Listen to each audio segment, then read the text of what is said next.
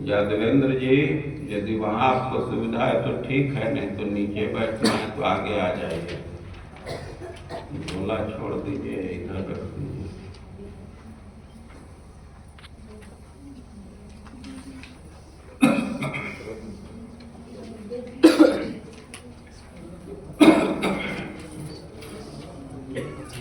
और आगे आ जाओ।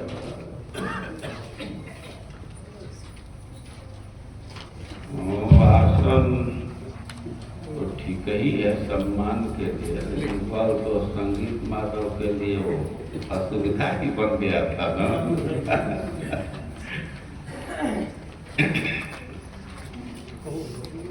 कोई सुविधा तो आपको नहीं लग रही थी, उसी को एडजस्ट करना पड़ता था।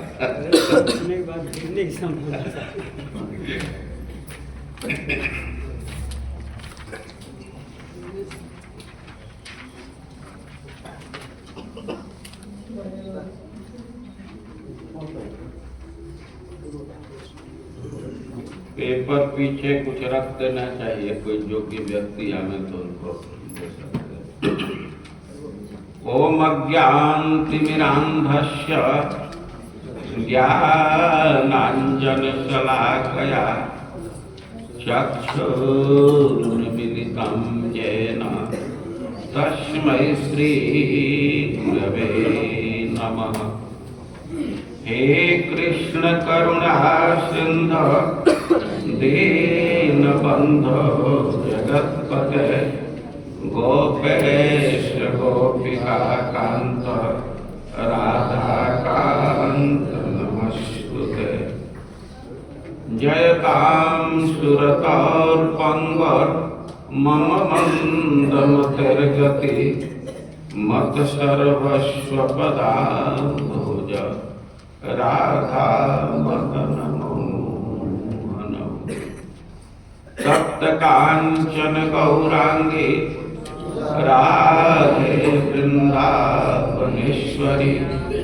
वृषभानुसुते देवी प्रणमामि हरिप्रिये। नमो महावदान्याय कृष्ण प्रेम प्रदायते कृष्णाय कृष्ण चैतन्य नाम्ने गौरचिते नमः। श्री चैतन्य मनोभीष्टं स्थापितं येन भूतले स्वयं रूप कदा मह्यं ददाति स्वपदान्तिकम्। वाञ्छाकल्पतरुभ्यश्च कृपा सिन्धुभ्यैव च पतितानां पावनेभ्यो वैष्णवेभ्यो नमो नमः। जय श्री कृष्ण चैतन्य प्रभो नित्यानंद श्री अद्वैत गदाधर श्रीवासादि गौर भक्तवृंद। हरे कृष्णा कृष्णा कृष्णा हरे हरे, हरे राम राम राम हरे हरे। डॉक्टर साहब कर दीजिए, मोबाइल में पूरा नहीं है, मोबाइल और प्लस इस समय बोलते हैं ना।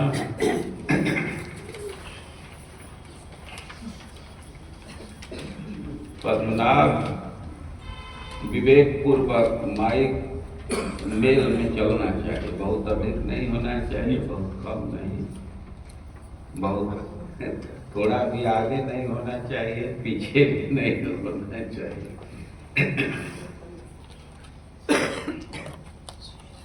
मोबाइल का अतिरिक्त भी इसमें है, पन्ना में कुछ देखिए, और मोबाइल तो नहीं होगा। चैतन्य चरितामृत अंत लीला अध्याय 15 श्लोक 70। ओम नमो भगवते वासुदेवाय।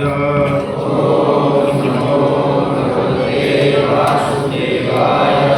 ओम नमो भगवते वासुदेवाय। वासुदेवाय। ओम नमो भगवते वासुदेवाय। ओम नमो भगवते वासुदेवाय। ओम नमो भगवते वासुदेवाय। वीक्ष्य अलक आवृत मुखम तव कुंडलश्री गंडस्थल अधर सुधम हसित अवलोकम हसितावलोकम दत्त अभयम च भुजदंडयुगम विलोक्य वक्षः श्रिया एकरमणम च भवाम दास्यः। वीक्षालकावृतमुखं तव कुण्डलश्री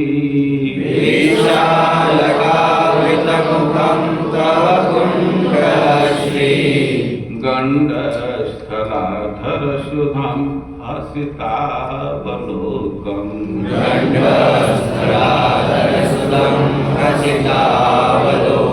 दत्ताभयं च भुजदण्डयुगं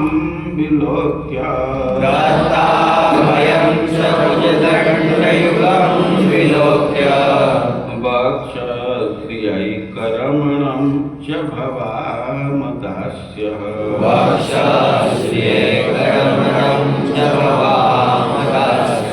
वीक्षालकावृतमुखं तव कुण्डलश्री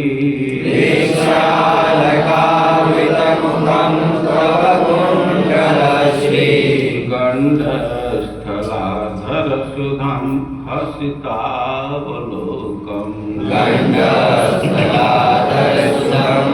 हसितावलोकम् दत्ताभयं च भुजदण्डयुगं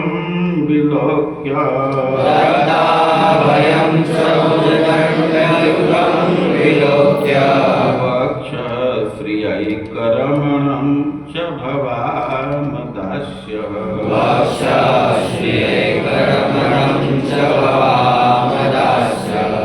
वीक्षालकावृतमुखं तव कुण्डलश्री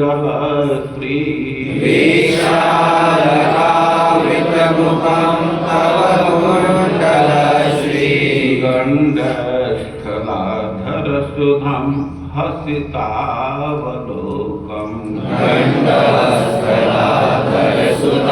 हसितावलोकम् दत्ताभयं च भुजदण्डयुगं विलोक्य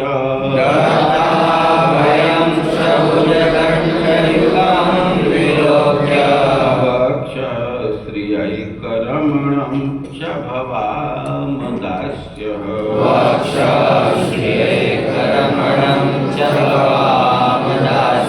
सब लोग साथ में बोलिए।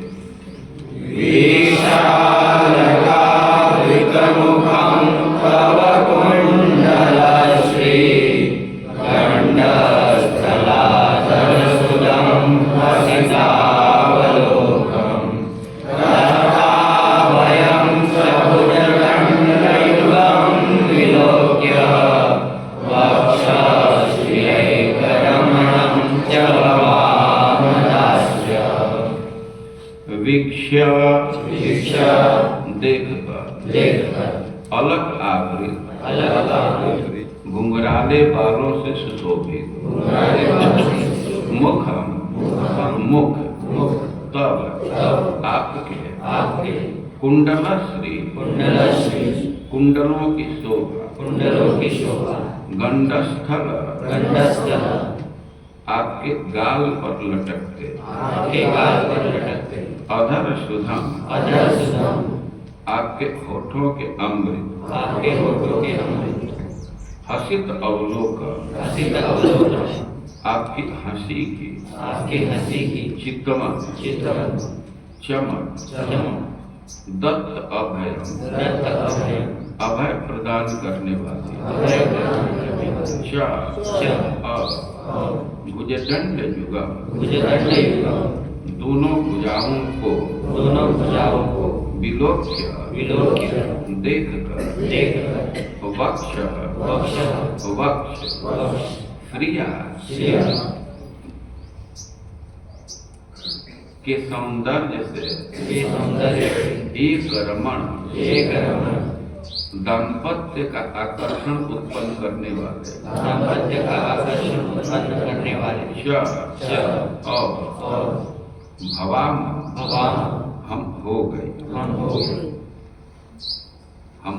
हैं दास्य आपकी दासी अनुवाद और तात्पर्य श्रील प्रभुपाद के द्वारा अनुवाद।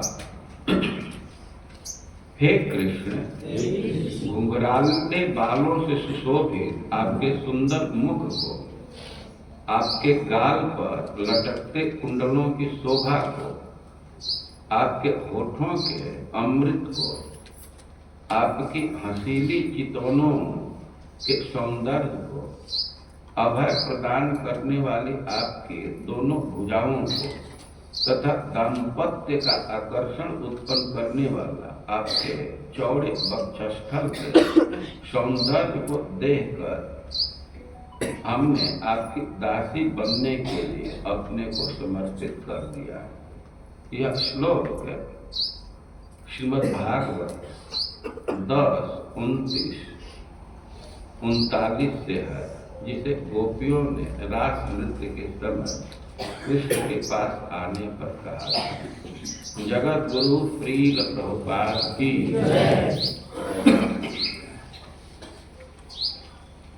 हम लोग कुछ दिन पहले जगन्नाथपुरी गए थे। वहाँ चैतन्य महाप्रभु के लीला को पढ़ रहे। 3-4 दिन का समय था। कुछ श्लोकों को हम लोग पढ़े, लेकिन अध्याय पूरा नहीं हो पाया। उसी समय हमारे मन में इच्छा हुई कि इसको भगुआ में रविवार के दिन पूरा कर लें। आज रविवार है, इसलिए चुने हैं कि समय का वैसा बंधन नहीं होता, तो पहले से तैयार रहिएगा कि थोड़ा विलम्ब हो सकता है। 9 का तो कोई प्रश्न ही नहीं है, 10 तक का ले करके चलिए। प्रसाद में भी अभी कुछ विलम्ब ही होगा।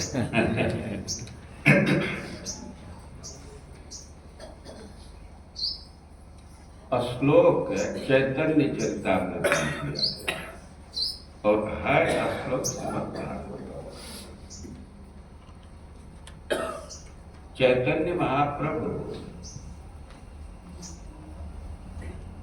और कृष्ण के भावना में विभोर रहते थे। चैतन्य चरितामृत में वर्णन है कि जो अंत के 12 साल है और चैतन्य महाप्रभु की स्थिति थी तो उनको रात्रि दिन का भी ध्यान नहीं रहता। उनके 3 अवस्था थे। जब अंत अवस्था में है तो कौन आ रहा है, कौन जा रहा है, रात है, दिन है, ये सब पता नहीं चलता। एक अर्धबाह्य स्थिति थी और उसमें इतना तो पता चलता था कि कोई आया, कुछ बोला, लेकिन कौन आया, क्या बोला, इसका पता नहीं चलता। और जब बाह्य स्थिति में थे तो लोगों से बात करते थे, पूछते थे। एक दिन वे समुद्र के तरफ जा रहे और तब तक एक बगीचा दिखाई दिया। पूर्णिमा का दिन था। अब बगीचा को देखते ही उनको लगा कि हम तो वृंदावन में आ गए। वो दौड़ करके बगीचा में घुस गए। धाई या पसीला ऐसे कुछ शब्द है, दौड़ करके और वे गोपियों के भाव में आविष्ट हो गए। जैसे रास लीला के समय भगवान गोपियों से अंतर्हित हो गए, गोपियां व्याकुल हो गई और कृष्ण का अन्वेषण कर रही है। तो खोज रही है तो वृक्ष से पूछ रही है, मृग से पूछ रही है, कई एक लोगों से पूछते हुए जा रही है। और चैतन्य महाप्रभु उसी आवेश में थे और श्रीमद् भागवतम का श्लोक बोलते थे, च्युत प्रियालपन शासन को विदार। गोपियां जैसे वृक्षों को संबोधित की हैं, उनसे पूछ रही हैं, तुलसी जी से पूछ रही हैं, लताओं से पूछ रही हैं, तो उन सब श्लोकों को बोलते थे और उसका अर्थ भी गाते थे। श्लोक संस्कृत में बोलते थे और अर्थ बंगाली भाषा में गाते थे। तो ऐसे है तो वे श्लोक बोलते बोलते बगीचा में इधर उधर जा रहे थे और उनको एक जगह पर यमुना के किनारे कृष्ण का दर्शन हुआ। वे बहुत प्रसन्न हुए उस दर्शन, कृष्ण के दर्शन को पाकर। लेकिन अब थोड़े देर में ही वो दर्शन ओझल हो गया। चैतन्य महाप्रभु तेजी से दौड़ करके बगीचा में प्रवेश कर गए। उनके जो साथी थे राय रामानंद जी, स्वरूप दामोदर और लोग भी, तो वे पीछे पड़ गए, उतनी तेजी से नहीं जा पाए। चैतन्य महाप्रभु तो वहां दर्शन किए, इस भाव के आवेश में थे कि यमुना के किनारे कदम्ब वृक्ष के नीचे कृष्ण खड़े, को उनको संतुष्टि हुई और तब तक वो रूप ओझल हो गया। अब तो उनको बड़ा कष्ट हुआ और तब तक उनके साथी भी वहां आ गए, तो उनसे पूछने लगे कि कृष्ण कहाँ चले गए? अभी तो यहाँ मैं देखा था। उनके रूप का वर्णन करने लगे, अपने आंखों की लालसा को प्रकट करने लगे, अपने भाग्य को कोसने लगे। जैसे कोई चातक है और उसके मन में आशा है कि बादल पानी देगा।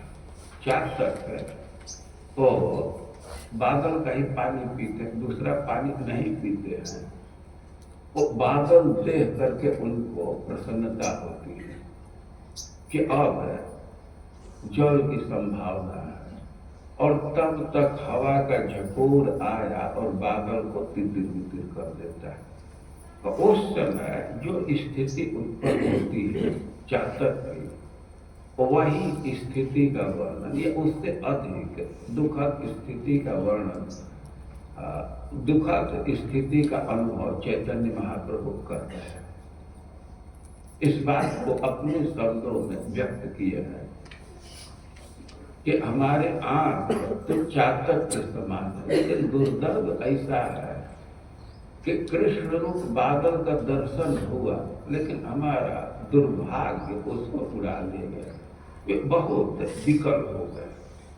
राघवानंद से, स्वरूप दामोदर से वे कहने लगे कि हम तो सुने, मुरली का आवाज सुने और उनका दर्शन किए, मुखचंद्र का दर्शन किए, लेकिन दुर्दैव झंझा पवन मेघे नील अन्य स्थान मरे चातक पीते न पाई। लेकिन दुर्दैव रूप हवा तूफान उस बादल को कहीं दूर कर दिया। तो हमारे आंख तो चातक के समान है, जल मिला नहीं, तो अब तो लग रहा है कि मर ही जाएंगे। पुनः कहे हाय हाय पढ़ पढ़ राम राम, कहे प्रभु गदगद आख्यान। चैतन्य महाप्रभु का स्वर भंग हो रहा था, गला अरुंध हो रहा था और राय रामानंद से कहने लगे, पुनः कहे, हाय हाय पढ़ राम राम। वे कहने लगे कि श्लोक पढ़ो। राय रामानंद जी चैतन्य महाप्रभु के भाव के अनुरूप कोई श्लोक बोल रहे अब वे दर्शन के लिए व्याकुल है, एकदम विकल है और इतनी विकलता हो गई कि सहन नहीं हो रही है।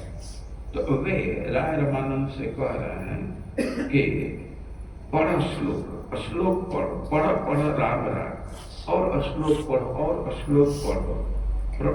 कहे प्रभु गदगद आख्यान। रामानंद पढ़े श्लोक, सुनी प्रभु हर्ष शोक, अपने प्रभु करे न व्याख्यान। राय रामानंद जी श्रीमद् भागवतम का श्लोक बोले तो चैतन्य महाप्रभु को हर्ष भी हुआ और शोक भी हुआ और चैतन्य महाप्रभु खुद ही उस श्लोक का अर्थ बोल रहे हैं। तो फिर से आप लोग श्लोक बोले। वीक्षालकावृतमुखं तव कुण्डलश्री गण्डस्फलाधरसुतं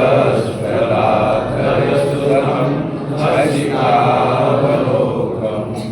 दत्ताभयं च उदण्डयुगं विलोक्य वक्षश्रियैकरमणं च भवामदास्य।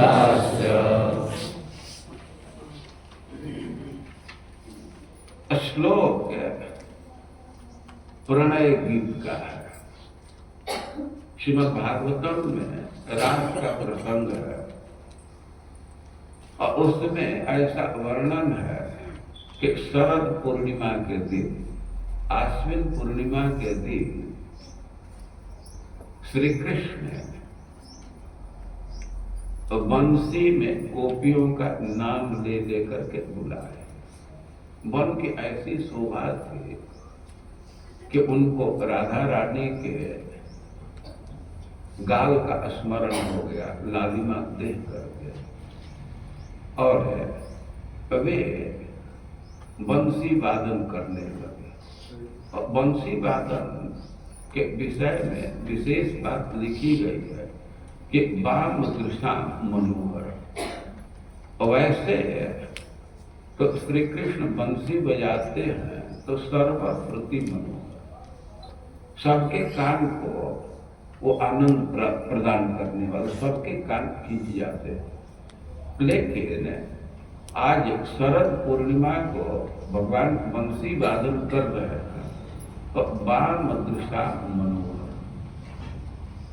आज गोपियों को ही ये बंसी ध्वनि सुनाई दे रही है और गोपियों का नाम ले लेकर के बुला रहे थे। अब जो गोपी अपना नाम सुनी कि कृष्ण हमको बुला रहे हैं, तो चाहे वो देह का कार्य हो, परिवार का कार्य हो या और कोई हो, वो सबको छोड़ करके दौड़े, किसी दूसरे की अपेक्षा नहीं रखी। कोई भोजन कर रहे थे, भोजन छोड़ दी, दौड़ गए। कोई स्नान कर रहे थे तो इतना प्रतीक्षा नहीं कि कपड़ा बदल ले, गीले वस्त्र से चली गई। कोई गाय दुहवा रहे थे या दूह रहे थे तो इतना प्रतीक्षा नहीं की कि दूध को कहीं रख दे। कोई अपना श्रृंगार कर रही थी, जैसे आंख में अंजन लगा रही, काजल लगा रही है, तो इतना प्रतीक्षा नहीं की कि एक आंख में लगाई वो दूसरे में भी लगा दी, इतना भी प्रतीक्षा नहीं। दौड़ करके कोई जवलोल कुंडला, सुखदेव गोस्वामी उनका दर्शन कर रहे हैं और वर्णन कर रहे हैं, इतना वेग से जा रहे हैं कि उनका कुंडल गिर रहा है। सब वहां गए, बंसी बजा रहे थे, आवाज का अनुसरण करके वन में चली गई। वहां जाने पर कृष्ण स्वागत किए, लेकिन पूछने लगे कैसे तुम लोग आ गए। अपने से उत्तर दे, वन के शोभा देखने के लिए। ठीक है, तो काम पूरा हुआ, अब घर लौट जाना चाहिए। अपने परिवार वालों को चिंता में नहीं डालना चाहिए। बहुत बहुत उपदेश देने लगे। गोपियां बड़ा आश्चर्य में पड़ी कि कृष्ण को आज क्या हो गया, ये ऐसे कैसे बोलने लगे।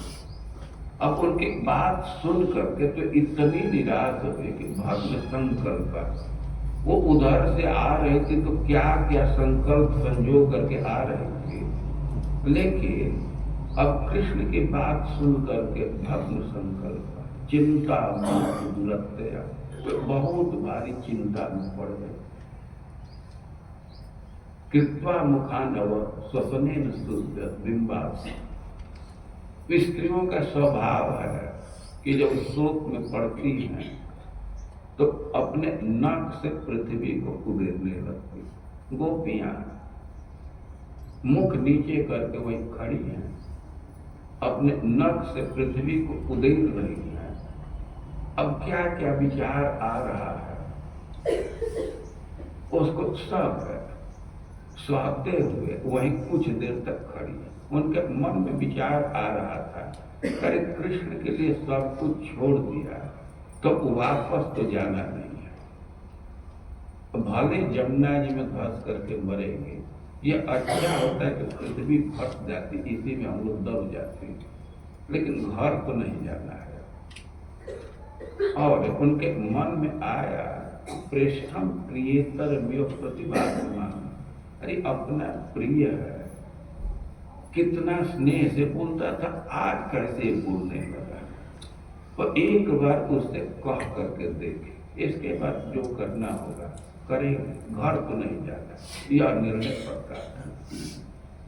अब कृष्ण से कहने लगी, कई एक बात कही और उसमें कही, देखिए हमारे स्थिति को समझिए, अब घर जाने की बात कह रहे हैं तो हमारा पैर चलेगा ही नहीं, और कदाचित पहुंच भी जाए तो हाथ कुछ काम नहीं करेगा, और मन में कुछ योजना ही नहीं आएगी, तो जाने का कोई मतलब नहीं।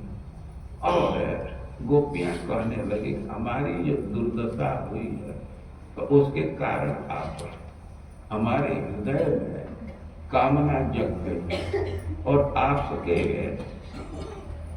मुस्कान को देखकर हंसता हुआ तो आपका जिम्मेवारी बनता है कि हमारे इस काम के आग को शांत करें। गोपियां प्रार्थना की कि हमारे काम को शांत कीजिए। भगवान कहे कि तुम्हारे हृदय में काम जगा है, तुम अपने पति के पास जाओ तो तुम्हारे काम को वे शांत करेंगे, अपने पतियों के पास चले जाओ। तो गोपियां कहने लगे कि हमारी स्थिति है कि जंगल में कभी आपका थोड़ा सा स्पर्श हो गया तो उसके बाद तो हम अपने पति के समक्ष खड़ी ही नहीं हो सकती, उनसे रमने की बात तो बहुत दूर है, तो यह तो संभव नहीं है। हम अपने पति के पास अब नहीं जा सकते। और वे कहने लगे कि यह केवल हमारी स्थिति नहीं है, अरे स्त्री जाति के लिए तो आदर्श लक्ष्मी जी हैं, और उनकी भी स्थिति है कि जरहम बुझाक्ष तो श्रीयत पदाम्बुजरज शकमे तुलस्या लब्ध्वा विवक्षसि पदम किल वृत्तिदिष्ट जस्या स्ववीक्षण कृतेन सुर प्रयास तद्वत् वयम जतौ पाद रजक प्रपन्न। गोपियां प्रार्थना कर रहे हैं कि अपनी सेवा कीजिए, हम घर नहीं जा सकते, और अपने पक्ष में एक बात कह रही है कि हम ही आपके चरणों की सेवा नहीं चाहते हैं। स्त्री जाति के जो आदर्श है लक्ष्मी जी, और जिनको आप छाती पर स्थान दिए, लेकिन वे भी चरण की सेवा चाहते हैं, चरण की रज चाहते हैं, क्योंकि छाती पर वे अकेली हैं, चरण में पहले से तुलसी जी, तो सौत के साथ रह करके भी आपके चरणों की सेवा कर रहे।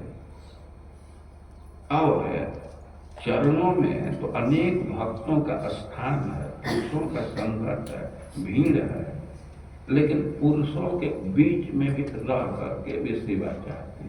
कोई भी स्त्री है और पुरुषों के बीच में संकोच अनुभव करती है और सौत के साथ एकदम पसंद नहीं करती है रहना।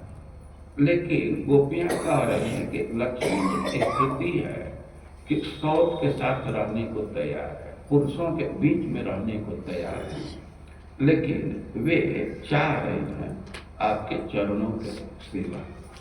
और उनकी स्थिति है कि उनके कृपा दृष्टि के लिए बड़े बड़े देवता ललायित रहते हैं, सक्रिय रहते हैं। हम लोग यही कहेंगे कि तन्ना प्रसिद्ध विजनार्दन तेंग्री मूल प्राप्ता विशुद्ध बहुत स्थल उपासना तत् सुंदर स्मृत निरीक्षण तीव्र काम। आपके तिरछी चितवन से हमारा काम और बढ़ गया। तो सुंदर स्मित निरीक्षण तीव्र काम, जब मुस्कान के साथ हमारे तरफ देखे तो हमारा काम बहुत बढ़ गया, बहुत लालसा बढ़ गई है। तो हमको पुरुष भूषण दे दास, हम तप्त हैं और हमको अपना दासी बनाए। मानो भगवान कहे कि क्या तुम लोग मांग कर रही हो?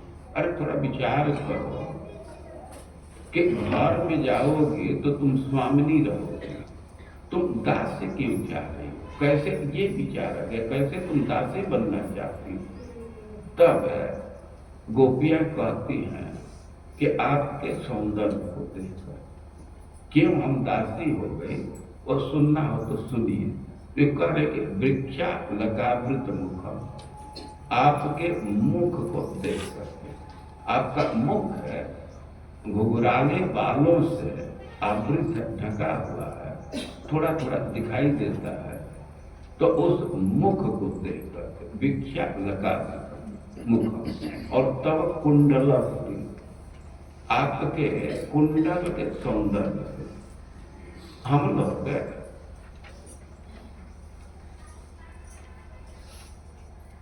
पेपर पीछे नहीं कोई रखा है, जो नए आए पेपर में क्या है माता जी लोग कुछ दे दीजिए पीछे जाए। और तो गोपियां कह रही हैं कि आपके मुख को देखकर और आपके कुंडल की शोभा को देखकर, वो जो कुंडल झलमल कर रहा है उसका प्रतिबिंब गाल पर पड़ रहा है, तो उस सौंदर्य को देख करके। और हसितावलोकन, सबसे महत्वपूर्ण बात है कि जब मुस्कान के साथ तिरछी दृष्टि से हमारे तरफ देखे तो उस दृष्टि को पढ़ने से हम लोग दासी हो गए।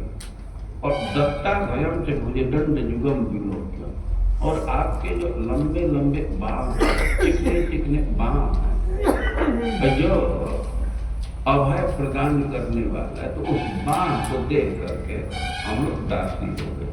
और वक्ष श्रेय करमण च भवा मुदास्य, और वक्षस्थल छाती जिस पर सौंदर्य क्रीड़ा करता है वो रमण का स्थान है। मूर्तिमान सौंदर्य शोभा देवी जहाँ रमण करती है, जिसका वो क्रीड़ा स्थल है, तो उस छाती को देख करके और भगवान के भुजा को देख करके दत्ता भय जब उदजन युगम विलोक्य। अक्रूर जी भगवान के जब विभावना कर रहे हैं तो कह रहे हैं कि अप्यंग मूले पतितस्य में विभो शिरस्य धास्य निज हस्त पंकज। वे कह रहे हैं कि जब मैं भगवान के चरणों में प्रणाम करूंगा और भगवान हमारे हाथ पर अपना ने हमारे मस्तक पर हाथ रखे, अपना हस्त कमल रखे, अप्यंग मूले पतितस्त्र में विभो शिरस्य धास्य निज हस्त पंकज। अब फिर हाथ के विषय में कह रहा है कि दत्ता अभय, यह अभय प्रदान करने वाला, शरणैषिणा निर्णाम, जो शरण के इच्छुक है, आश्रय चाह रहे हैं, जो काल रूप सर्प से भयभीत हैं और आश्रय चाह रहे हैं, तो यही आपके हाथ अभय प्रदान करता है। दत्ता अभय, जो संसार दावानल से मुक्त होना चाहते हैं, भगवान का आश्रय लेते हैं, तो यही हाथ अभय प्रदान करता है। तो गोपियां कह रही हैं कि जो अभय प्रदान करने वाले हाथ है उसको देख करके हम दासी हो गए। आपके सुंदर मुख जो घुघराले बालों से आवृत है उसको देख करके दासी हो गए।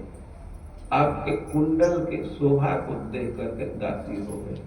आपके छाती के सौंदर्य को देख करके दासी हो गए।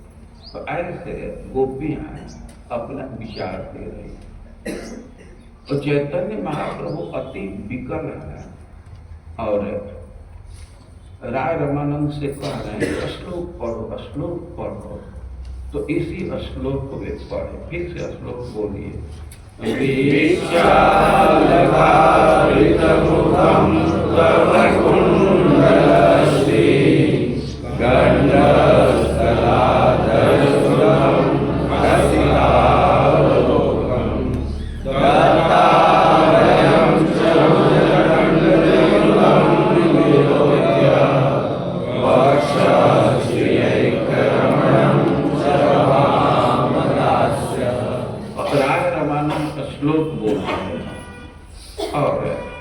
चैतन्य महाप्रभु उसका अर्थ करता है। इस श्लोक का अर्थ कर रहे हैं, कृष्ण जी ने पद्मचा पाती आचे मुख फान, ताते अधर मधुर स्मृत चार, ब्रज नारी आती आती फांदे पड़ी भय दासी, छाड़ी लाज पति घर द्वार।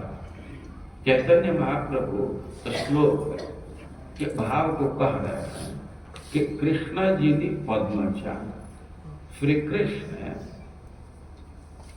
कमल और चंद्रमा पर विजय प्राप्त कर ले। क्या मतलब कि जो कृष्ण का सौंदर्य है तो वह पद्म से भी अधिक है। अब पद्म की तुलना उससे नहीं की जा सकती और चंद्रमा से भी अधिक है। प्राय प्राय आदमी भी किसी के मुख का वर्णन करना होता है और ते चंद्रमा के समान सुंदर है, हाथ पैर का वर्णन करना होता है कमल के समान सुंदर है। लेकिन कृष्ण के तुलना के योग्य ये नहीं है। कृष्ण उनसे ऊपर है, ये बराबरी में नहीं है। इसी कारण कृष्ण जी ने पद्मचा पाती है मुख, और कृष्ण का जो मुख है तो वह कमल को जीत लिया।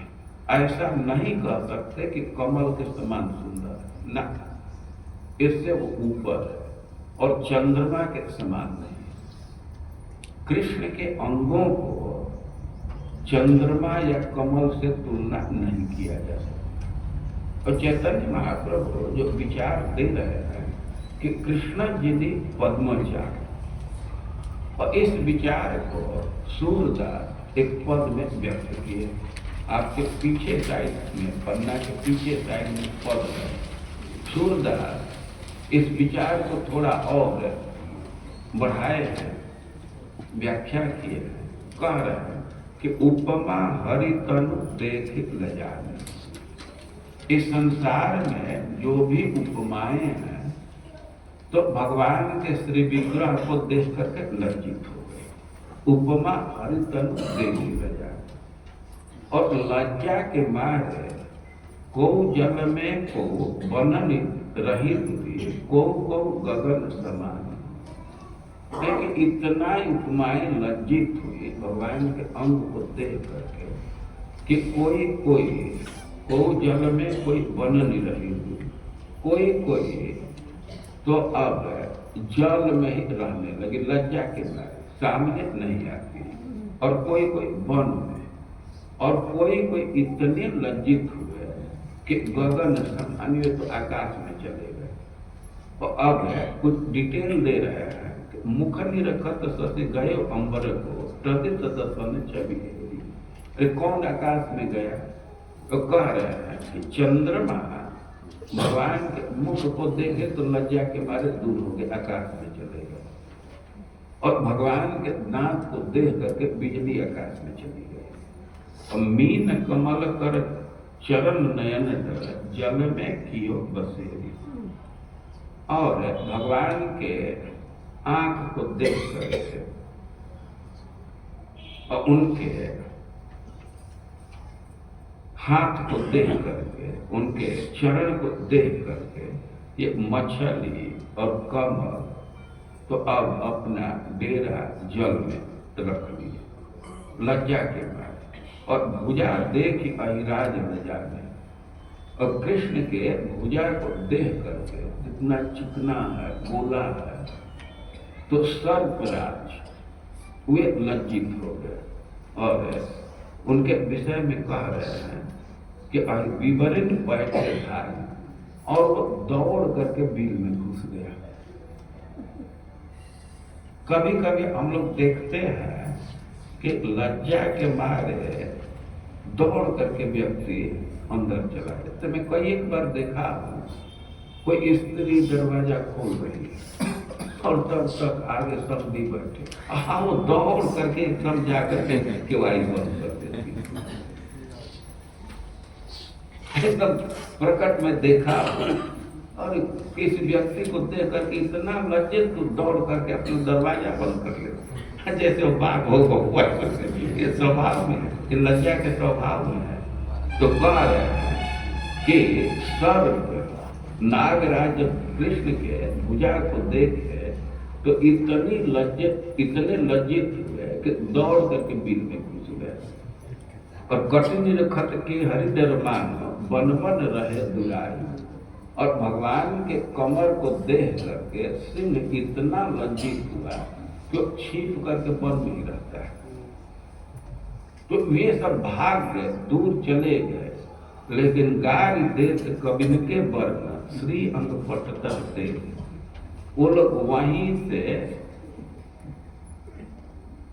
मैसेज डालते रहते, अब वे गाली देते रहते। दूर चले गए लेकिन नेट को नहीं छोड़े से अब डाल रहे हैं मीडिया में, सोशल प्लेटफॉर्म क्या क्या जो सब है। अब कवियों को बड़ा चिंता लगी कि भाई क्यों इतना गाली ये लोग दे रहे हैं। भाई जिसके खिलाफ कोई भाषण करने लगता है, लिखने लगता है, चिंता हो जाती है। तो ये लोग अपना डेलीगेट भेजे सूरदास को, पढ़कर जाकर के समाज सब क्यों शिकायत करते हैं।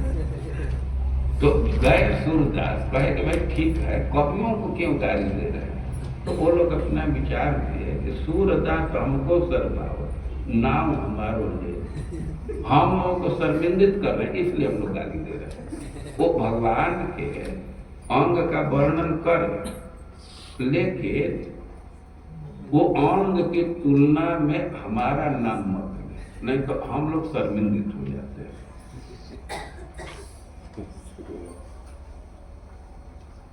अब किसी को कोई व्यक्ति कह दे आप तो विवेकानंद जैसे बुद्धिमान, वो तो संकोच में पड़ जाएगा।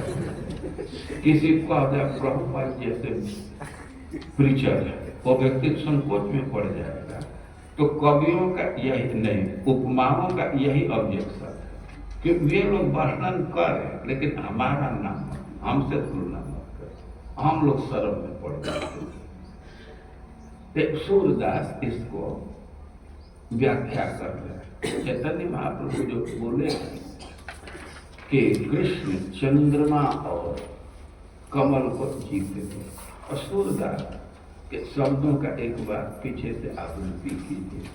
उपमा हरि तनु देखी न जानी, उपमा हरि तनु देखी न जानी, उपमा हरि तनु देखी न जानी, उपमा हरि तनु देखी न जानी। को जल में को बननी रही दूरी, को गगन समानी, को जल में को बननी रही दूरी, को गगन समानी। उपमा हरि तनु देखी ल जानी, उपमा हरि तनु देखी ल जानी। को जल में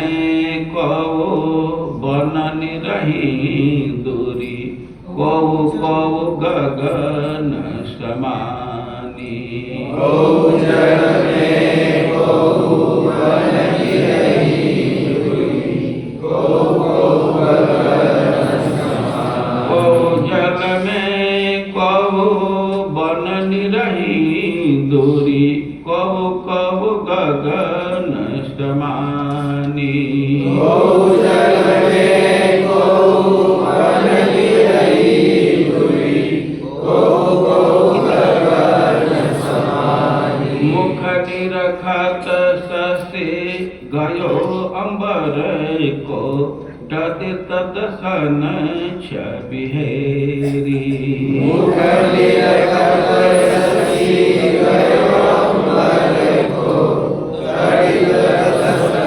छबिहेरी। चंद्रमा भगवान के मुख को देखे तो लज्जा के मारे आकाश में चले गए। तदित मतलब बिजली जो चमकती है, और कृष्ण के दांत को, दर्शन मतलब दांत, इसको देख करके, इसकी शोभा को देख करके आकाश में चली गई।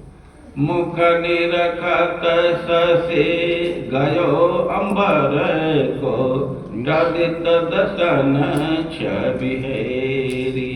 मुख निरखत ससे गयो अंबर को, तदित दसन छबिहेरी। उपमा हरि तनु देखी ल जानी, उपमा हरि तनु देखी ल जानी। को जल में को बननी रही दूरी, को गगन समानी, को जल में को बननी रही दूरी, को गगन समानी। मुख निरखत ससे गयो अंबर को, तदित दसन छबिहेरी। मुख निरखत ससे गयो अंबर को, तदित दसन छबिहेरी। मीन कमल कर चरण नयन डर, जल में कियो बसेरी। मीन कमल कर चरण नयन डर, जल में कियो बसेरी। मीन कमल कर चरण नयन डर, जल में कियो बसेरी। मीन कमल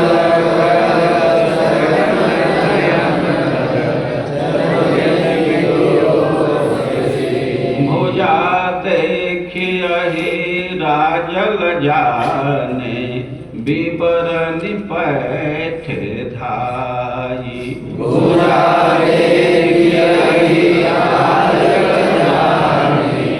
विवरणी पैठ धाई। कट निरखत के हरि डर मानो, बन बन रहे दुराई।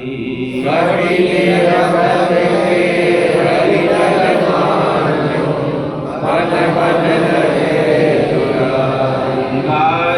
देहि कबीर कविन के भरनत श्रीअंग पट तर दे।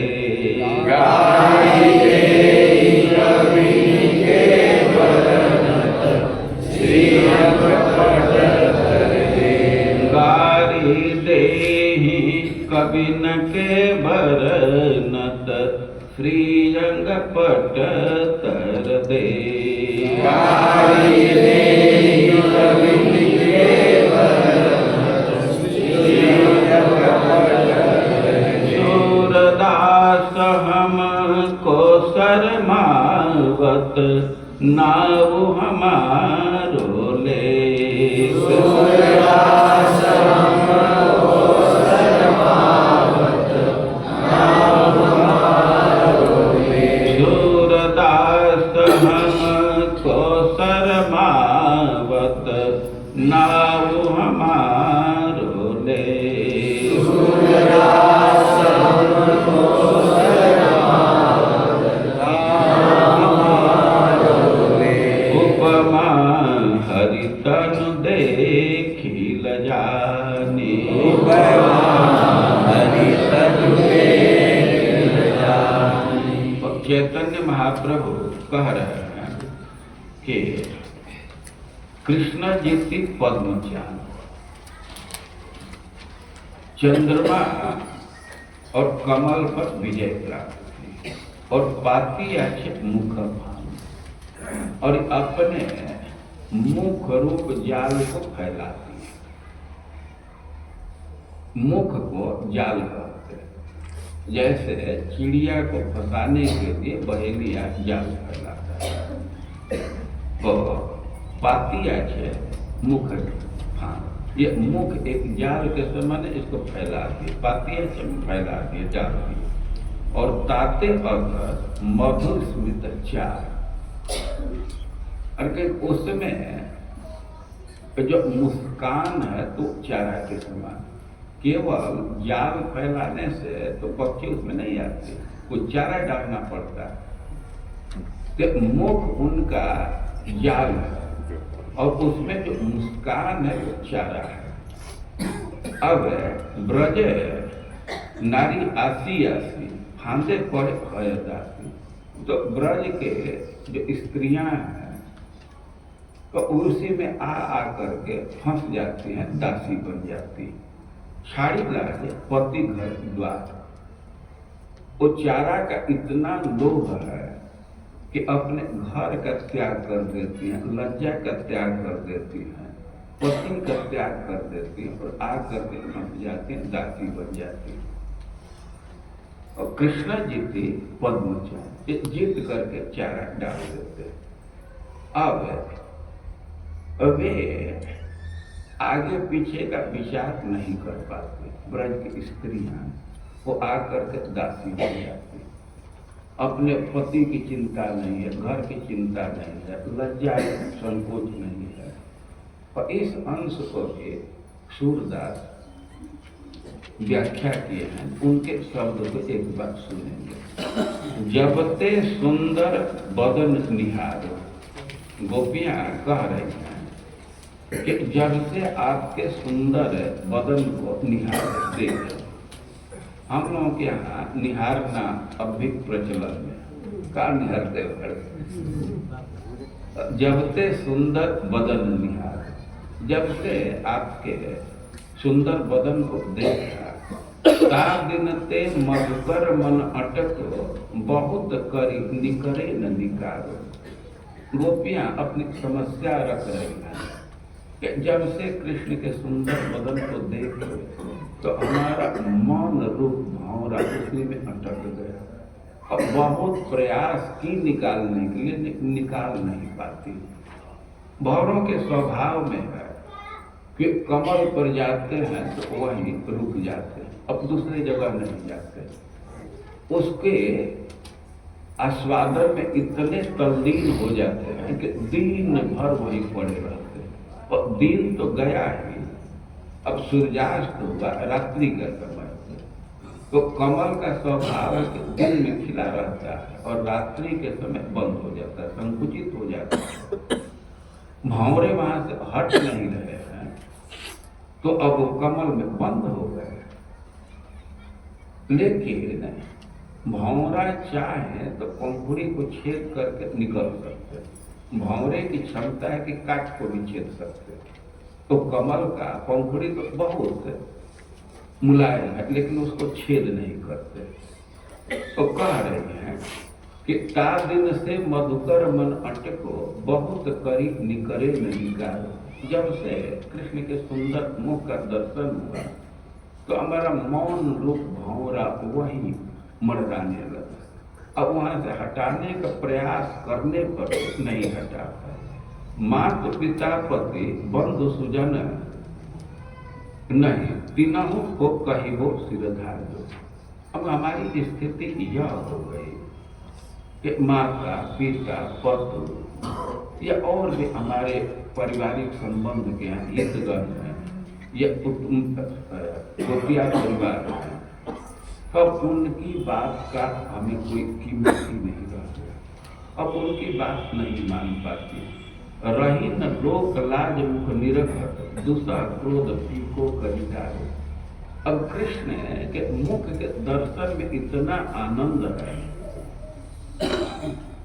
कि अब लोक लाज का कुछ महत्व नहीं, उससे कोई संकोच नहीं, वो सब चला गया। और लज्जा की बात नहीं है। कोई कोई तो बहुत क्रोध करता है, डांट डपट करता है, लेकिन वो भी फीका हो गया। अब क्रोध करने का भी कोई असर नहीं होता है। और हम तो निर्णय ले ली हैं कि होई में होई से होई कर्म कर, अब जी को सब सोच निवार। अब तो डांट सुनते सुनते यह स्थिति हो गई कि मन में यही विचार हो गया है कि अब जो होना है हो गया, अब हमको चिंता करनी चाहिए। दासी भई जो सूर दास हो, भलो पोच अपने न विचार। अब तो हम लोग सूरदास के स्वामी के श्री कृष्ण के दासी हो गए हैं। अब अच्छा बुरा का कुछ विचार ही नहीं करती। अब नहीं विचार आता है कि अच्छा है बुरा है। अब तो दासी हो गई है, अब विचार भी खत्म हो गया। इसका भी पीछे से आप लोग आवृत्ति कीजिए। जब ते सुंदर बदन निहारो, जब ते सुंदर बदन निहारो, जब ते सुंदर बदन निहारो, जब ते सुंदर बदन निहारो। दिन ते मधुकर मन अटक्यो, बहुत करी निकरे न निकारो। दिन ते मधुकर मन अटक्यो, बहुत करी निकरे न निकारो। दिन ते मधुकर मन अटक्यो, बहुत करी निकरे न निकारो। दिन ते मधुकर मन अटक्यो, बहुत करी निकरे न निकारो। मात पिता पति बंधु सुजन नहीं, तीनों को कही सिर धार्यो। मात पिता पति बंधु सुजन नहीं, तीनों को कही सिर धार्यो। माता का महत्व होता है, उसके आज्ञा को मानना होता है। पिता का महत्व है, पति का महत्व है, और वे जो भाई हैं या दूसरे बंधु हैं या जो हमारे हितैषी हैं तो उनका बात मानना होता है। लेकिन कह रहे कि कौन कौन लोग नहीं कर, लेकिन हम उसको सिरोधार्य नहीं किए, उनके बात को नहीं स्वीकार किए। मात पिता पति बंधु सुजन नहीं, तीनों को कही ब्यो सिर धार्यो। मात पिता पति बंधु सुजन नहीं, तीनों को कही ब्यो सिर धार्यो। ते सुंदर बदन निहारो।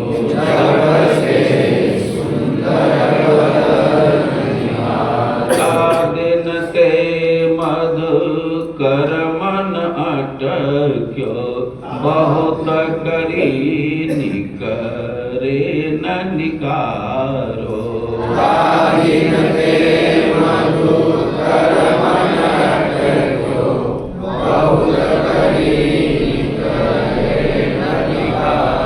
मात पिता पति बंधु सुजन नहीं, तिन्हु को कही बो सिर धार्यो।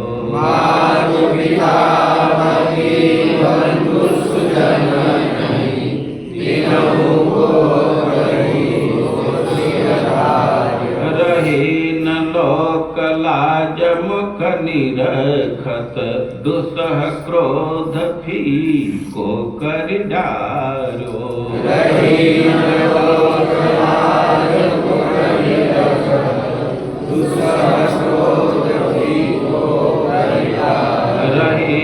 लोक लाज मुख निरखत, दुसह क्रोध फीको कर डारो।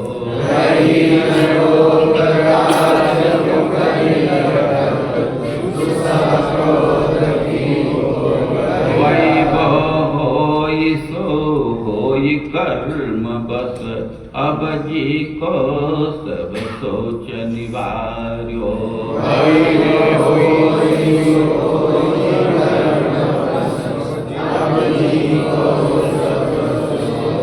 पहले तो चिंता होती थी, विचार करते, अब तो मन से निकाल दिया, प्रारब्ध से कर्म के प्रभाव से जो हो सब सह लेंगे, अब अच्छा बुरा का भी विचार नहीं करते।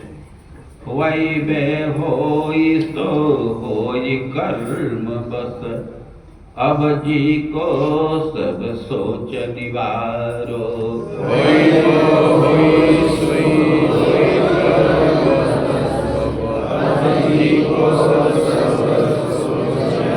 दासे भई जसूर दास प्रभु, भलो पोच अपन्यून विचारो। दासी भई जसूर दास प्रभु, भलो पोच अपन्यून विचारो। अब हम अपने भला बुरा के विषय में विचार नहीं करते हो, तो दासी हो गई तो हो गई। दासी भई जसूर दास प्रभु, भलो पोच अपनो न विचारो। दासी भई जसूर दास प्रभु, भलो पोच अपनो न विचारो। जब से सुंदर बदन निहारो, जब से सुंदर बदन निहारो। दिन ते मधुकर मन अटक्यो, बहुत करी निकरे न निकारो। दिन ते मधुकर मन अटक्यो, बहुत करी पिता पति बंधु सुजन नहीं, तिन्हु को कही बो सिर धार्यो। मातु पिता पति बंधु सुजन नहीं, तिन्हु को कही बो सिर धार्यो। रही न लोक लाज मुख निरखत, दुसह क्रोध फीको कर डार्यो। रही न लोक लाज मुख निरखत, दुसह क्रोध फीको कर डार्यो। वैभव होई सो होई कर्म बस, अब जी को सब सोच निवार्यो। वैभव होई सो होई कर्म बस, अब जी को सब सोच निवार्यो। दासी भई भलो पोच अपनो न विचारो। दासी कही जो सूरदास प्रभु, भलो पोच अपनो जब ते सुंदर बदन निहारो। जब ते सुंदर बदन निहारो। चैतन्य महाप्रभु कह रहे हैं कि कृष्ण जी ने पद्मचार बाकी আছে मुखपान ताते अधर मधुस्मित चार, अपने मुख रूप जाल को फैला दिया और उसमें जो उनका मुस्कान है तो चारा के समान। गोपियां ही यह विचार व्यक्त की है कि आपके सौंदर्य को देख करके त्रैलोक्य सौभगन निरीक्षे और आपके बंसी की ध्वनि को सुनकर इस संसार में कौन स्त्री है जो आज पद से विचलित न हो जाए। तो दो सबसे आकर्षक वस्तु है, एक तो भगवान का सौंदर्य और एक है बंसी की ध्वनि। तो सौंदर्य में भी खास करके जो भगवान का मुस्कान के साथ तिरसी चितवन है, सस्मित मुख, तो वह सबसे भारी आकर्षण है। वेणु गीत में गोपियां बोली हैं, अक्षण बताम फल, यही फल है। क्या फल है कि जो कृष्ण के तिरछी चितवन से मुस्कान, जो तिरछी चितवन का आस्वादन है, तो आंखों का यह फल। बंसी ध्वनि परम आकर्षक है, लेकिन कुछ गोपियां कह रहे हैं कि उसका प्रतिकार हमारे पास है, लेकिन कृष्ण के मुस्कान का कोई प्रतिकार नहीं। एक कवि हुए हैं रसखान जी, तो वे कह रहे हैं कानन दे अंगुरी रही, तो पन्ना पर है, देखते चलिए। कानन दे अंगुरी रही हो, जब हो मुरली धुनि मंद बजई। अरे मुरली खींच लेता हमारे मन को, लेकिन उसका तो उपाय हमारे पास, अपने कान में अंगुली डाल देंगे, ठेपी डाल देंगे, कोई बजाते रहे। कानन दे अंगुरी रही हो, जब हो मुरली धुनि मंद बजई। मोहन तानन सो रस खान, अटा चढ़ी गोधन गई है तो गई है। और कृष्ण ऊपर पर चढ़ करके और गायों को बुलाने के लिए बंसी बजाते रहते हैं। बंसी को ध्वनि को सुन करके गोपियां आकृष्ट हो जाती हैं, उधर भाग जाती हैं, उधर चली गई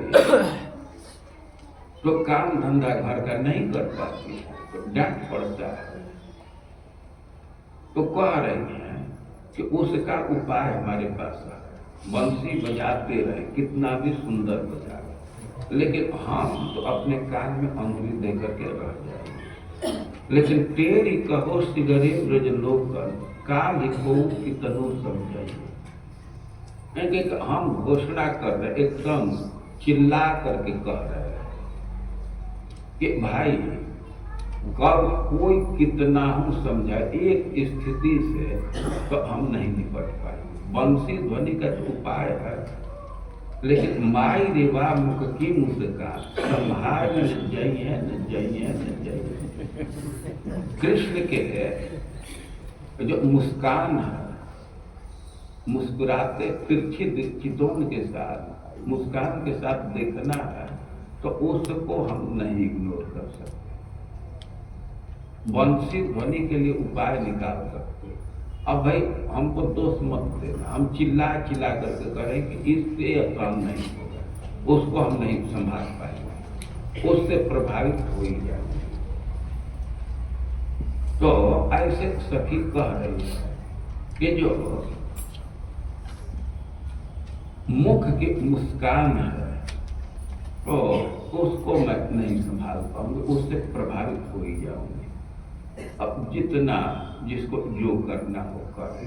और चैतन्य महाप्रभु कह रहे हैं कि कृष्ण जिनी पद्मचा पाती मुख अपना मुख रूप जाल बिछाए और ताते अधर मधुस्मित चार। उसमें जो अधरामृत है या अधरों पर मुस्कान है तो वो तो चारा के समान, या बेट कहते हैं अंग्रेजी में ना, चारा है। तो ब्रज नारी आसी आसी फांदे पड़ी भय दासी, और उसी में ब्रज की स्त्रियां आती हैं जाल में फंस करके दासी हो जाती है। छाड़ी लाज पति गर्भ द्वार, अब दासी हो गई तो उनका लज्जा खत्म हो गया, पति घर द्वार सब छूट गए, ये सब छूट जाता है। और चैतन्य महाप्रभु बोल रहे और फिर वे गा गा करके कहने लगे, बांधव कृष्ण कर व्याधि आचार। हे बंधु, कृष्ण का व्यवहार तो बहेलिया के समान है। व्याध मतलब बहेलिया, व्याधि आचार, बहेलिया के समान उनका आचरण है। बांधव कृष्ण करे व्याधि आचार, नाही माने धर्माधर्म, हरे नारी मृगी मर्म। वो धर्म अधर्म पर कोई विचार नहीं। ये हरे से कहीं कहीं पाठ है हन है, एकदम अपने स्त्रियों के मर्म स्थान पर बाण मारते, करे नाना उपाय कहा। उनको मर्माहत करने के लिए कई उपाय करते रहते। गंडस्थल झलमल नाचे मकर कुंडल, से नृत्य हरे नारी चर। कह रहे हैं कि उनके गंडस्थल पर, गाल पर जो कुंडलों का नृत्य है और से नृत्य हरे नारी चर, वे झुंड के झुंड स्त्रियों को हरण कर लेता है, उनके मन का हरण कर लेता, वे दासी हो जाती है।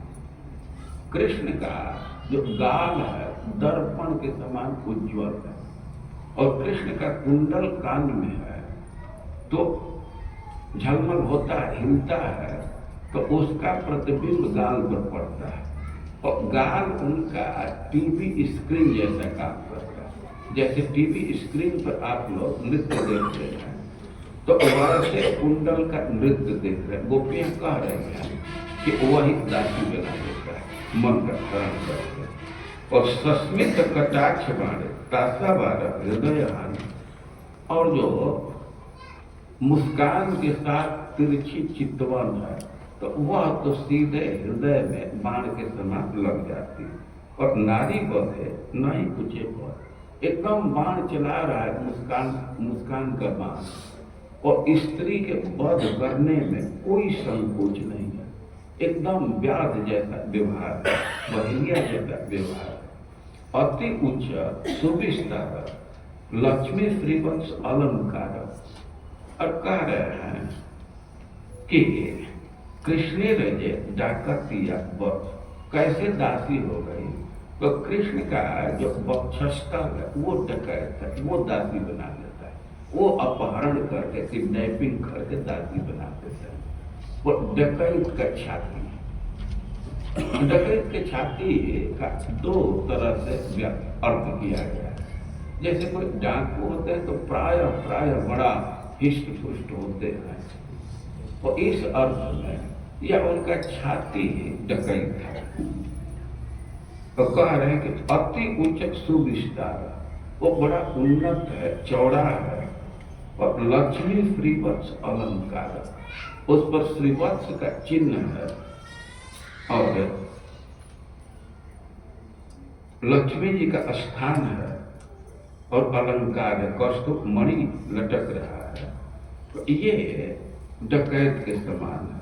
ब्रज देवी लक्ष लक्ष तासा बार मनो बक्ष, हरिदासी करी बारे दक्ष। कि जो छाती है इतना बड़ा डकैत है कि एक दो नहीं, लाखों स्त्रियों के मन और वक्षस्थल को चुराने में बहुत दक्ष है, और वो दासी बना देता है। उनके छाती के विषय में कह रहे हैं कि इतना बड़ा डकैत है कि एक दो नहीं, हजारों हजारों लाखों लाखों स्त्रियों के मन को और छाती का आकर्षण करके दासी बनाने में बहुत एक्सपर्ट है। बच्चा स्त्रिय रमणम च भगवान दास इसका अर्थ कर रहे। तो चैतन्य महाप्रभु के समक्ष राय रामानंद जी श्लोक बोले और चैतन्य महाप्रभु उसका अर्थ कर रहे। तो अर्थ कर रहा है तो गा गा करके अर्थ कर रहा है। तो एक बार हम लोग भी राय रामानंद जी के पढ़े हुए श्लोक को और चैतन्य महाप्रभु के अर्थ को दोहराएंगे, इसकी आवृत्ति करेंगे। फिर से श्लोक बोलिए। विशालकावितमुखं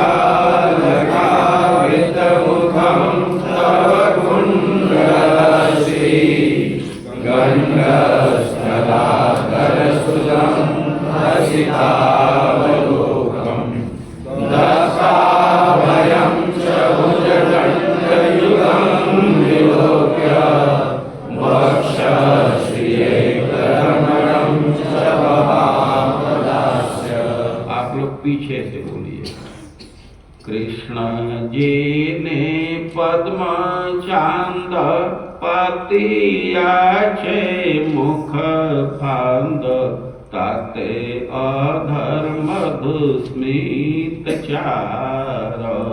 कृष्ण जी ने पद्म चांद पातियाचे मुख फांद ताते अधर्म दुस्मित चार। कृष्ण जी ने पद्म चांद पातियाचे मुख फांद ताते अधर्म दुस्मित चार। कृष्ण जी ने पद्म चांद पातियाचे मुख फांद ताते अधर्म दुस्मित चार। ब्रज नारी आसे आसे फांदे पड़ी हय दासी छाड़ी लाजपति घर द्वार। ब्रज नारी आसी आसी फांदे पड़ी हय दासी छाड़ी लाजपति घर द्वार। ब्रज नारी आसे आसे फांदे पड़ी हय दासी छाड़ी लाजपति घर द्वार। ब्रज नारी आसी आसी फांदे पड़ी हय दासी छाड़ी लाजपति घर द्वार। बांधव कृष्ण करे व्याधेर आचार। बांधव कृष्ण करे व्याधेर आचार। बांधव कृष्ण करे व्याधेर आचार। बांधव कृष्ण करे व्याधेर आचार। नहीं माने धर्म धर्म हरे नारी मृगी मर्म करे नाना उपाय सहार। नहीं माने धर्म धर्म हरे नारी मृगी मर्म करे नाना उपाय सहार। नहीं माने धर्म धर्म हरे नारी मृगी मर्म करे नाना उपाय तहार। नहीं माने धर्म धर्म हरे नारी मृगी मर्म करे नाना उपाय सहार। गंडस्थल झलमल नाचे मकर कुंडल सेई नृत्य हरे नारी चय। गंडस्थल झलमल नाचे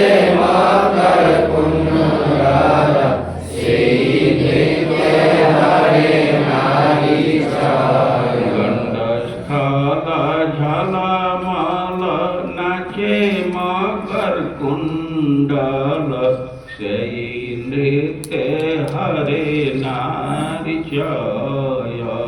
गंडस्थल झलमल नाचे मकर कुंडल, सेयी नृत्य हरे नारी जय। सस्मित कटाक्ष बांडित सवार हृदय हानि, नारी बधे नहीं कीचु भय।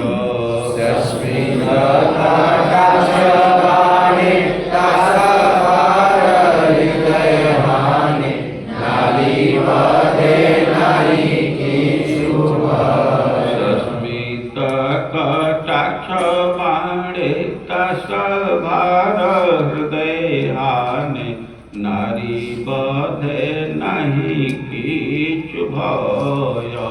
सस्मित कटाक्ष बांडित सवार हृदय हानि, नारी बधे नहीं कीचु भय।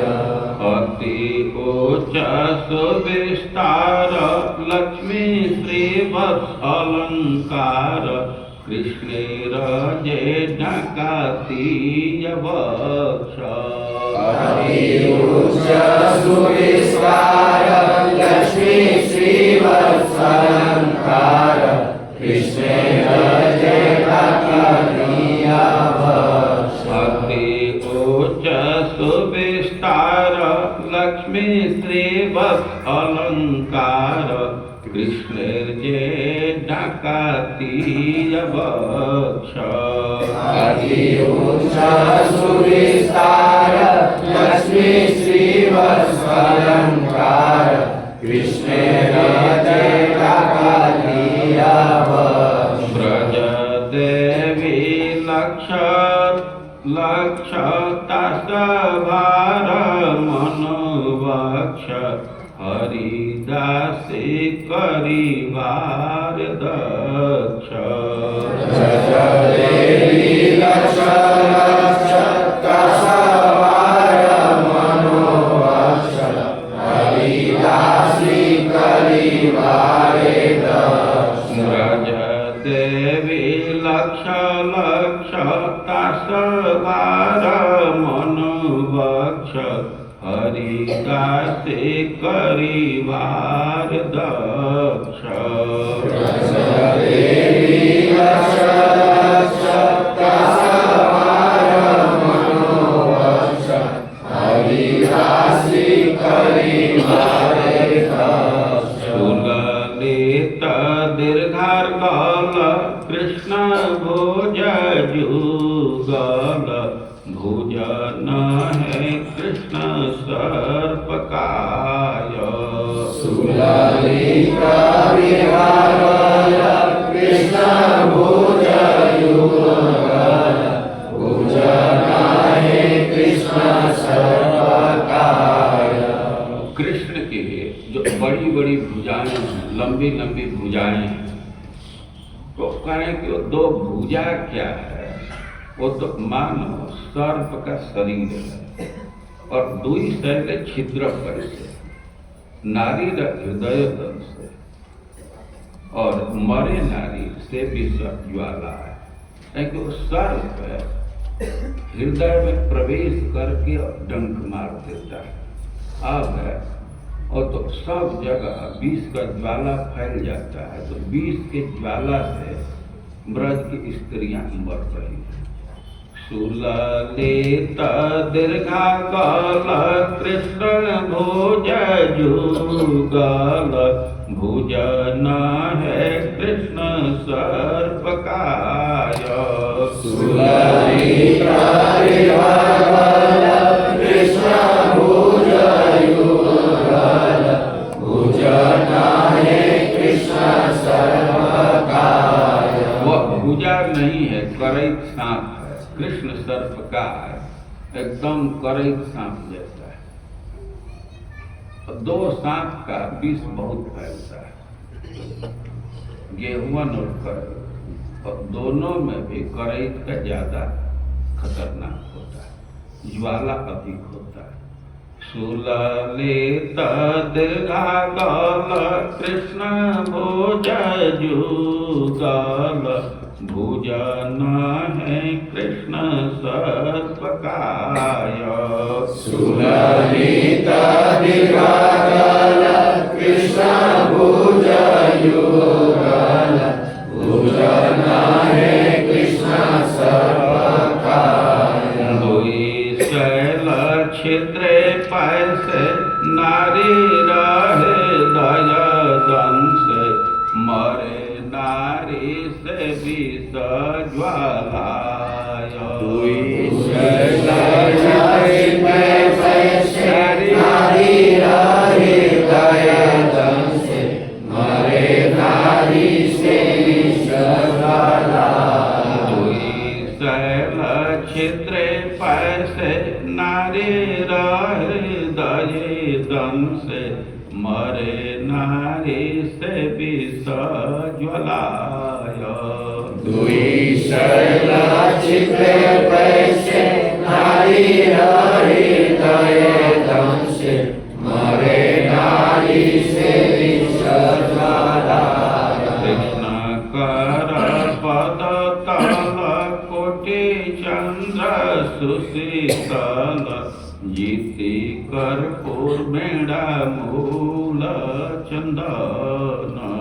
कृष्ण कर पद तल कोटि चंद्र सुशीतल जीति कर्पूर बेड़ा मूल चंदन। एक बार जार स्पर्शे स्मर ज्वाला विषनाशे जार स्पर्शे लुब्ध नारी मन।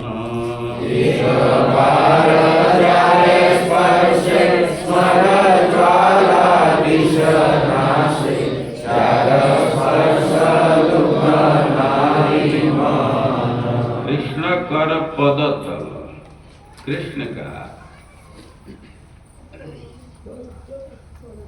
हाथ कर और पद का तल कोटि चंद्र सुशीतल ये करोड़ों करोड़ों चंद्रमा से भी अधिक शीतल है। जीति कर्पूर वीणा मूल चंदन। इस संसार में कुछ कुछ वस्तु शीतलता प्रदान करने वाले हैं। कर्पूर से शीतलता की प्राप्ति होती है। वीणा मूल मतलब खस, खस से शीतलता की प्राप्ति होती है। गर्मी में इसका उपयोग लोग करने लगते हैं। और चंदन, चंदन तो इतना शीतल है कि ललाट में चंदन का लेप करने से पूरे शरीर शीतल हो जाता है, शरीर की ताप दूर हो जाती है। लेकिन यहाँ कह रही है कि कृष्ण का जो हाथ है पैर है तो करोड़ों चंद्रमा से अधिक शीतल है। और तीनों को एक साथ मिला दिया गया, कर्पूर खस और चंदन, और उससे जो शीतलता की प्राप्ति होगी उससे कई एक गुना अधिक कृष्ण के हाथ पैर से शीतलता की प्राप्ति। इसी से गोपियां प्रार्थना कर रही कि हमारे हाथ पर, हमारे मस्तक पर अपने हाथ को रखिए, अपने पद तल को हमारे छाती पर रखिए, हम जलन महसूस कर रहे हैं। और कह रहे हैं कि एक बार जारस पर से स्मर ज्वाला विषना, एक बार हाथ का स्पर्श मिल जाए, एक बार कृष्ण के चरण का स्पर्श मिल जाए तो ये जो काम का ज्वाला है, कंदर्प का ज्वाला है, ये समाप्त हो जाता है, ये भी समाप्त हो जाएगा। और जारस पर क्षुब्ध नारी मोह, लेकिन उसका स्पर्श मिलने से तो क्षोभ और बढ़ जाता है।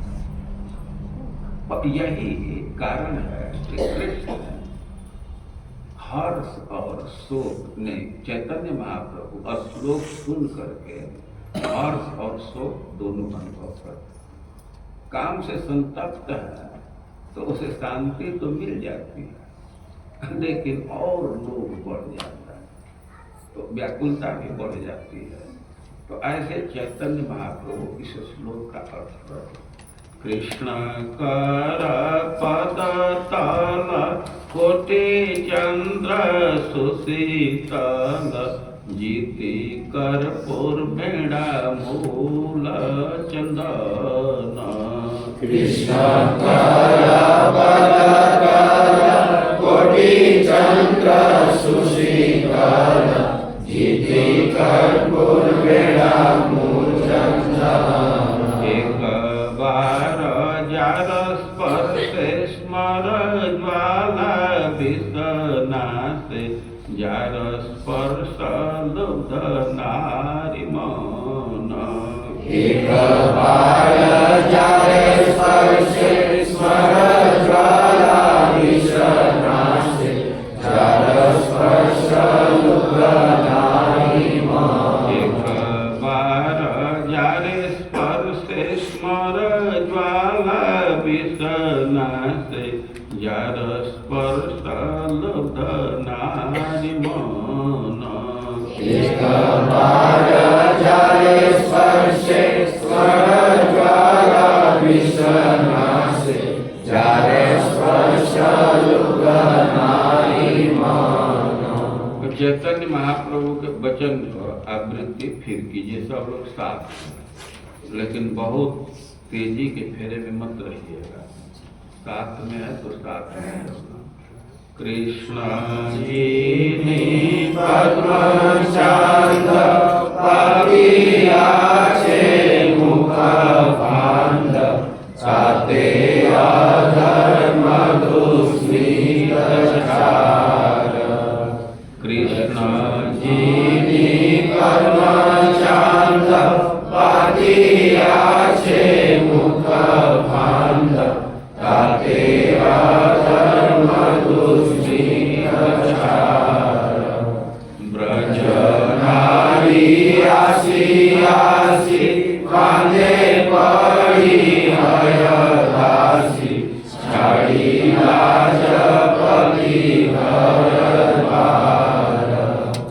बांधव कृष्ण करे व्याधेय आचार, नहीं माने धर्माधर्म करे नारी मृगी मर्म, करे नाना उपाय तार। गंड स्थल जल मल नाचे मकर कुंडल, सेई लिखे हरे नारी चर। सस्मित कटाक्ष वाणे कासवार हृदय हानि, नारी वदे नहीं कीचु भय। अति उच्च सुविस्तार लक्ष्मी श्रीवत्सलंकार, कृष्णेन जेवकातिया वक्ष। ब्रज देवी लक्ष लक्ष कासवार मनोवक्ष, हरिदासी करिवारे दक्ष। सुललित दीर्घागल कृष्ण भुज युगल, भुज नारे कृष्ण सर्वकाय। दुई शैल छिद्र कैसे नारी हृदय दंशे, मरे नारी से निष्काय।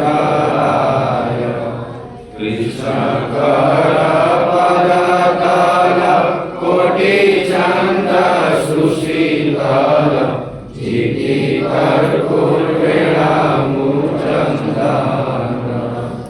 एक बार जारे स्पर्शे स्मर ज्वाला विषनाशे, जार स्पर्श लुब्ध नारी मन। और चैतन्य महाप्रभु जगन्नाथपुरी में है। समुद्र के तरफ जाते समय बगीचा में दौड़ करके घूम गए। अब वृंदावन में जैसे गोपियां कृष्ण का अन्वेषण कर रही हैं, अब वैसे ही श्लोक बोल बोल करके श्लोक का आस्वादन करते हुए घूम रहे।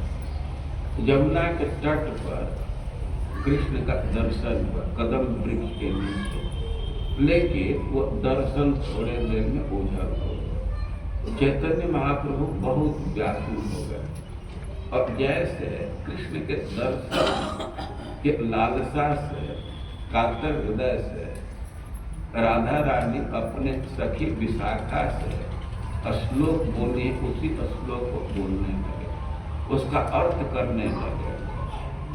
और वे कह रहे हैं कि हमारा दुर्भाग्य है कि थोड़ा सा दर्शन मिला और वो ओझल हो गया, इतने विकल हो गए कि राय रामानंद से प्रार्थना करो, श्लोक पढ़ो, श्लोक पढ़ो।